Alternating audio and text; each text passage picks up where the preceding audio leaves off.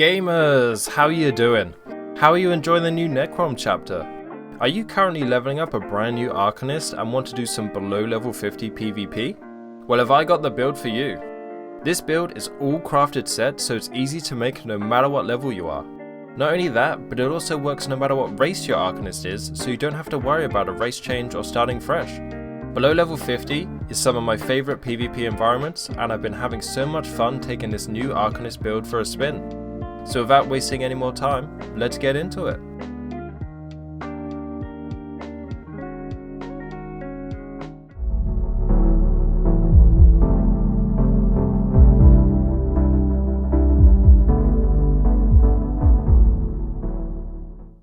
Okay, so here we are. I'm bringing you a below level 50 Arcanist PvP build. So the beauty about this build is, first of all, it's really easy to make, nothing but crafted sets, so it doesn't matter what level you are, you can easily craft it. And because of that, it works at every level. If you're level 10 it works, if you're level 49 it works.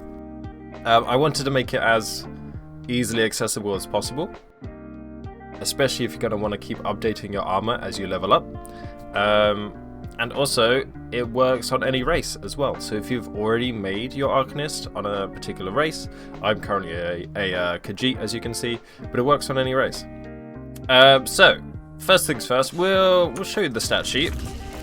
Keep in mind that your stat sheet may be very different to mine, but you just kind of want to aim for, you know, around 33k health.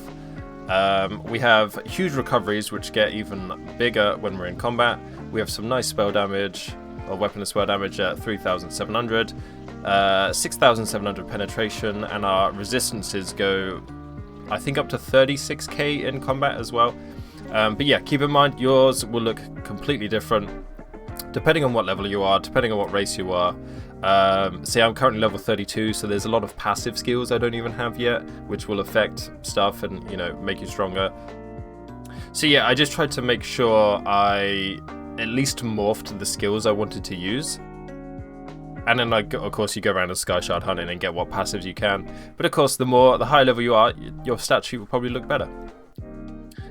Yeah, say for race, I'm currently a Khajiit, but I don't even think I've got half the passives set in, so, you know, I'd recommend maybe Orc or either Dark Elf. Those would be really good for the Arcanist as well.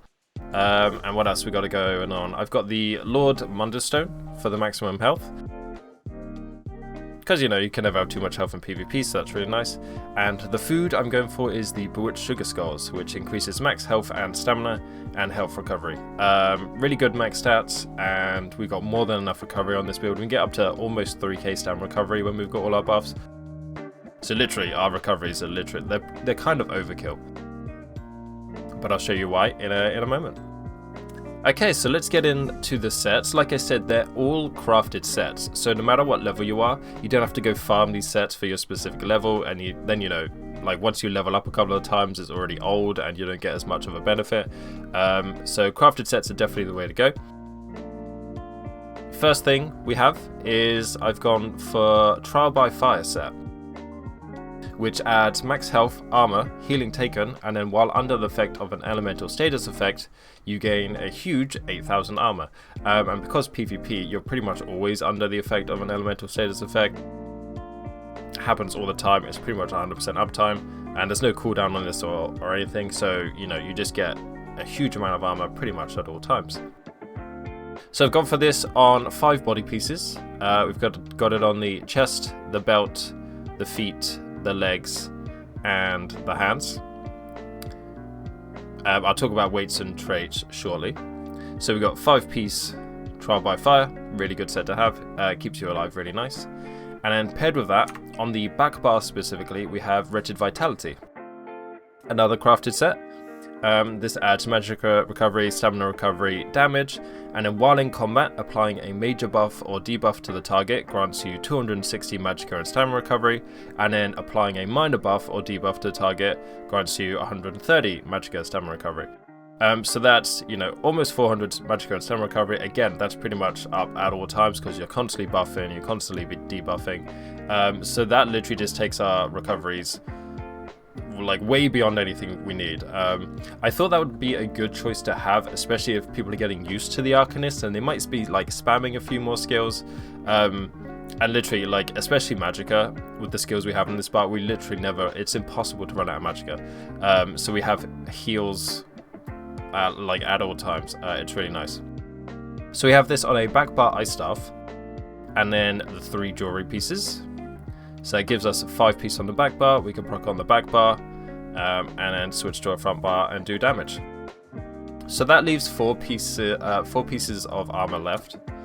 And because it's below level 50, you can't use a mythic, and you know, monster sets either. It's just not going to happen. So I've gone for 4-piece students, which gives us just damage and penetration. So we don't get the 5-piece because, you know, we just don't have enough room, but it gives us damage, penetration, and damage. So we have this on 2 swords, and then the helmet and the shoulders. So that means we have 2 5-piece sets and then a 4-piece bonus at pretty much all times. So we have this on the front bar, so we get the damage on the front bar, Wretched Vitality on the back bar, so we get the recoveries, and then the Trial by Fire at all times. In terms of weights and traits, I've gone for a couple of reinforced on some big pieces, and then just impen and well fitted for the small pieces. A play around. I tend to like more well fitted than impen, but it's all preference. And that means we have 2 heavy, 4 medium, and a light. We have a light waist piece. Make sure you make the heavy pieces on the big pieces so you get the most armor. So I've gone for heavy chest and heavy legs, light belt, and then the rest medium.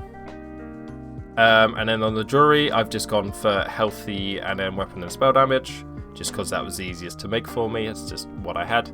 Again, it doesn't matter too much. So yeah, the good thing about like making a below level 50 PvP build is that 9 out of other 10 players don't have a proper build setup, right? They're just leveling and they're just doing the, you know, they're doing the odd battleground, or they're just messing around in Cyrodiil trying to, you know, level up their skill lines.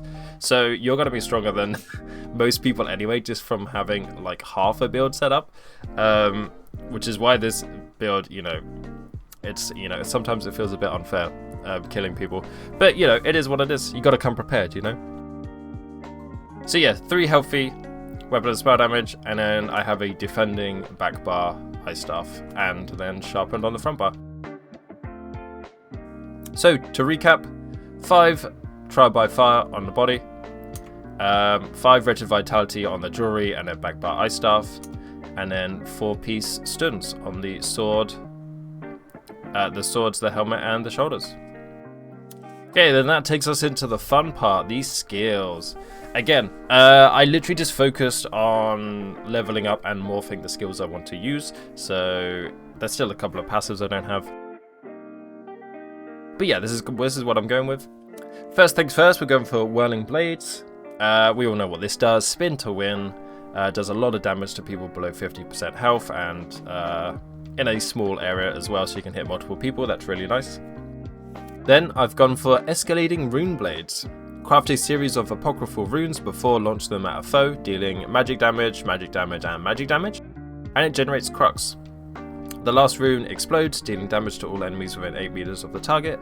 This ability deals 3% increased damage for each active crux when cast. So I like this because it's a range skill. So we've got some range, and it does pretty good damage, and it generates crux, which we like, because we have the beam on this bar, which does more damage with crux, but we'll talk about that in a minute. So usually I spam this quite often as I'm running in. It generates crux, does more damage with each crux active, and then I will hit people with Cephaliarch's Flail, which is, you know, the tentacle skill. The lash out at your foes, dealing physical damage and healing yourself for 3000, and generates a crux as well. And enemies are immobilized for 3 seconds and marked with Abyssal Ink for 20 seconds. So it deals up to 100% damage based on enemies with less than 50% health as well, so it is a bit of an execute too. And you deal 5% increased damage to enemies drenched in Abyssal Ink. So we hit them with this, immobilize them, let them take 5% increased damage, generate crux from both of these, which makes our beam really strong. Pragmatic Fake Cover. Harness pure knowledge into a beam of energy that scars the world in front of you. Channel the beam for up to 4 seconds, dealing magic damage every 0.3 seconds. While channeling, you also gain a damage shield that absorbs up to 11,000 damage and grants interrupt immunity, which is a must-have for PvP. And casting Pragmatic Fake Cover consumes all the crux and increases the damage done by 33% and decreases the cost by 16% per crux. So if you have 3 crux up, that's an extra 99% increased damage, which is almost double damage. So what I do like to do is at least throw 2 of these to generate 2 crux, hit them with this, which immobilizes them so they stand still, and then whack them with the double damage beam, and just watch people's health absolutely fade away. I will say something about this beam, that it does struggle with lag sometimes, or latency. Where like it appears that you are hitting them directly with the beam, but they just won't take any damage, because I assume from their point of view they're not actually stood there anymore. So just kind of be wary about that. If they're running a direction, aim kind of in front of them rather than behind. You know, latency is a thing, which is a shame. But if you can immobilize them and then hit them with this, then that's not a problem at all. And then I've gone for Quick Cloak, which gives us major evasion, reducing your damage from area attacks by 20%, which is a huge reduced damage. And then every 2 seconds, the shrapnel pulse, dealing physical damage, which isn't, you know, fantastic, but it is what it is. And then you gain Major Expedition, which is the main reason I wanted this, so 30% increased movement speed, which is really nice. And then the ultimate, Resonating Glyphic.